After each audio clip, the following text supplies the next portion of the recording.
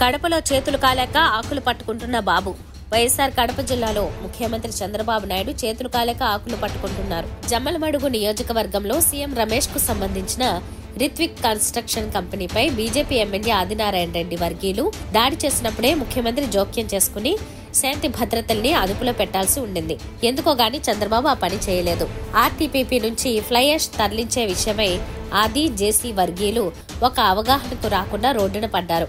కూటమి పరువును బజార్న పడేశారు. దీంతో ముఖ్యమంత్రి సీరియస్ అయ్యారనే వార్తలొస్తున్నాయి. వాళ్ళిద్దరినీ శుక్రవారం విజయవాడకు రమ్మన్నారని సమాచారం. ఈలోపు ఇద్దరూ రాజీ చర్చలు జరుపుతున్నారని ప్రచారం జరుగుతోంది. కేవలం పంతాలు పట్టింపులకు పోవడం వల్లే పెద్ద వివాదంగా మారింది. శాంతి భద్రతలకు విఘాతం కలిగించే వరకు వెళ్లింది.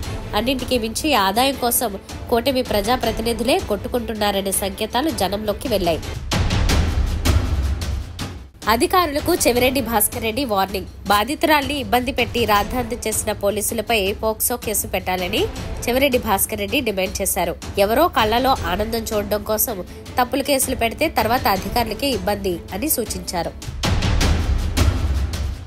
వైద్యుల నిర్లక్ష్యం వివాహిత ప్రాణం.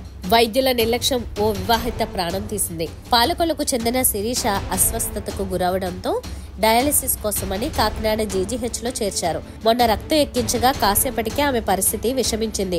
ఓ పాజిటివ్ బదులు ఏబీ పాజిటివ్ గ్రూప్ రక్తం ఎక్కించామని వైద్యులు గ్రహించారు. ఆరోగ్యం క్షీణించడంతో ఆమె నిన్న మరణించింది.